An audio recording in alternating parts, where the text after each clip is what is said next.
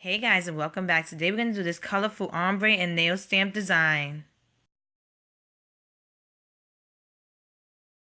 So on the makeup sponge, I'm going to apply blue and pink in the middle of the sponge, and on the outside, I'm going to apply white. Now, this is the first time I ever did this design, but I have to say I really love the finished outlook. And I just wanted to show you that with ombre, you can do different designs. You don't have to technically do like the up and downs or side to side designs. You can do all different kinds, and it really does give it a nice look.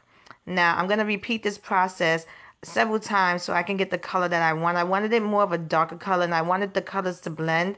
That's why I did it about 3 or 4 times. I wanted it to have like that purplish in the middle. Even though it was a little bit more purple than blue, but it did come out the way I liked it.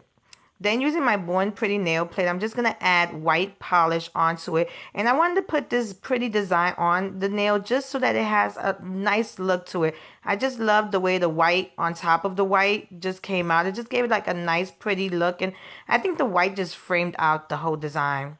Now, I'm going to remove the liquid latex and clean around my nails. I hope I made this video really easy and simple to recreate if you wanted to. And I'm going to finish off with a quick dry top coat. And here's the finished look. If you like this video, please give it a thumbs up and subscribe to my channel to get updates on when I upload new videos. And check out my Instagram at Funwithmynails to see more of my nail art. Thanks so much for watching. See you next time.